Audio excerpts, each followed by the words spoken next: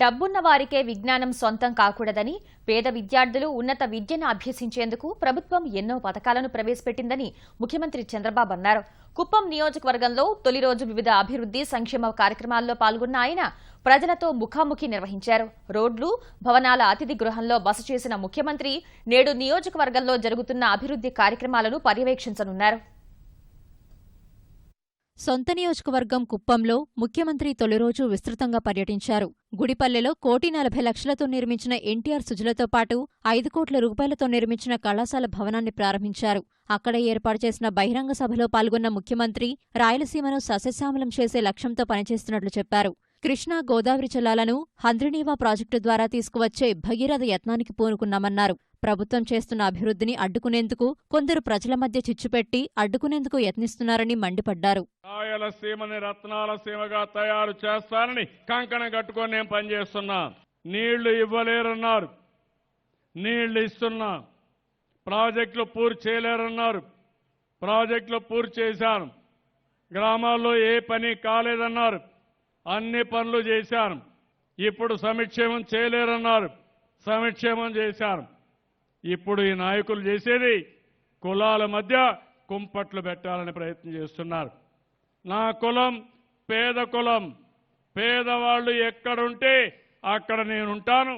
గుడిపల్లె మండలం సొనార్సనపల్లిలో ముఖ్యమంత్రి రచ్చబండ నిర్వహించారు. స్థానికుల సమస్యలు తెలుసుకున్నారు. గ్రామంలో కమ్యూనిటీ హాల్ నిర్మాణానికి 10 లక్షల రూపాయలు నిధులు మంజూరు చేశారు.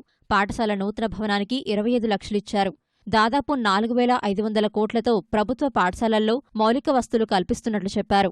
ఆంధ్రప్రదేశ్ను విజ్ఞాన కేంద్రంగా తీర్చిదిద్దేందుకు ప్రణాళికలు రచించినట్లు ముఖ్యమంత్రి వివరించారు. కుప్పంలో 9 కోట్ల రూపాయలతో ఆధునికీకరించిన తీతీదే కళ్యాణ మండపంతో పాటు మోడల్ కాలనీలో నిర్మించిన ఎస్సీ-బీసీ బాలుర వసతిగృహాన్ని సీఎం ప్రారంభించారు.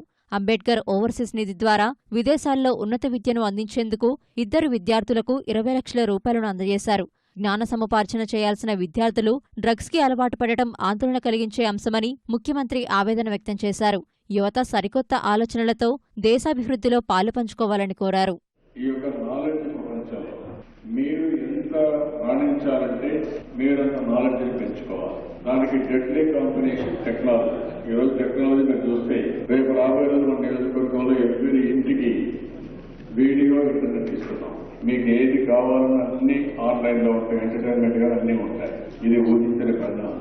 అంటే నాలెడ్జ్ మీ ముందున్నప్పుడు నాలెడ్జ్ని విశ్లేషించి నాలెడ్జ్ని అప్లై చేసుకోవడంలో మీ తెలివితేటలు ఉంటాయి.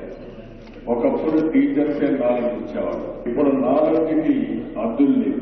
మీరు కూడా సెల్ఫ్ లెర్నింగ్, మీరు ఒక టీచర్ చెప్పే చదువు కంటే కూడా మీరు అడిషనల్ గా చదువుకునే అవకాశం ఉంది. ఇది వినూత్నమైన ఆలోచన, గుర్తుపెట్టుకోవాల్సిన అవసరం ఉంది. కుప్పం నియోజకవర్గ పరిధిలోని 2 మండలాల్లో పర్యటించిన ముఖ్యమంత్రి రోడ్లు, భవనాల అతిథి గృహంలో ప్రజాప్రతినిధులు, ఉన్నతాధికారులతో నియోజకవర్గ అభివృద్ధిపై సమీక్ష నిర్వహించారు. రాత్రికి అక్కడే బస చేశారు.